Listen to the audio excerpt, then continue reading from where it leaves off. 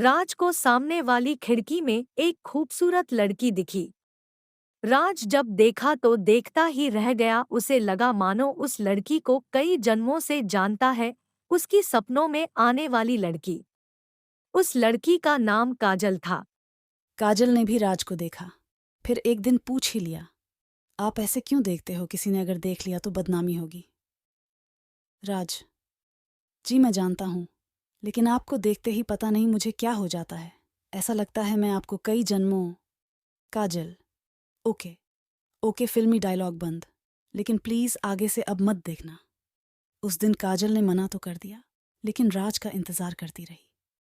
राज आया। काजल ने मुस्कुराते हुए राज को देखा। धीरे धीरे उन दोनों की बात बढ़ी। घर से बाहर मिले। कभी कभी दोनों छुपकर बाहर बाइक से एक साथ घूमने निकल जाते, लेकिन ये लुका छिपी ज्यादा दिन तक नहीं चली। काजल के पिता को ये बात पता चली। उन्होंने बेटी को डांटा नहीं, प्यार से समझाया। आप हमारी इकलौती बेटी हो। आप अब बड़ी हो गई हो। आपका किसी और के साथ घूमना अच्छा नहीं है। काजल: पापा पापा, मैं जानता हूं इस उम्र में मन भटक जाता है। किसी को भी किसी से प्यार हो जाता है, लेकिन उसकी सजा पूरे परिवार को भुगतनी पड़ती है। काजल: लेकिन पापा, मैं राज से शादी, वो भी तैयार। पापा, शादी, बेटी, प्यार अलग है, और शादी करके जीवन निर्वाह अलग। प्यार से खाना नहीं मिलता। 2 वक्त की रोटी के लिए पैसा चाहिए।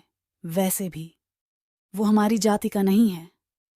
तुम दोनों की एक गलती से दोनों परिवार का घर से निकलना मुश्किल हो जाएगा।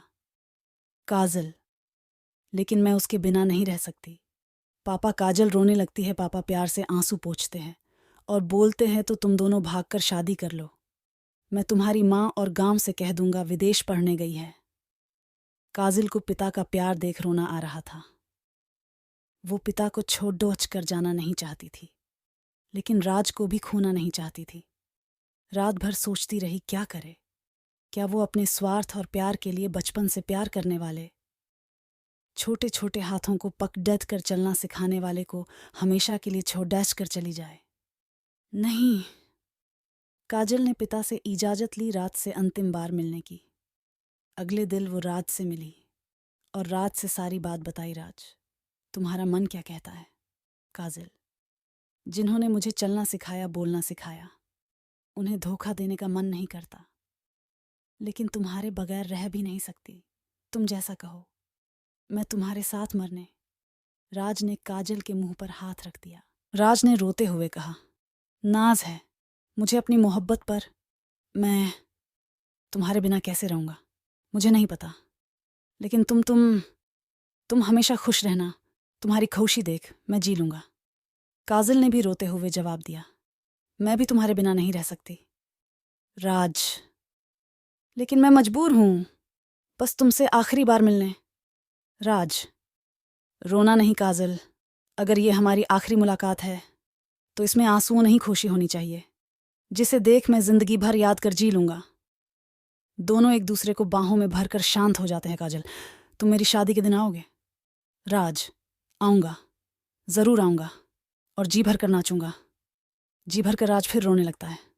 काजल: खुद कहते हो खुश रहने को, फिर रोते हो।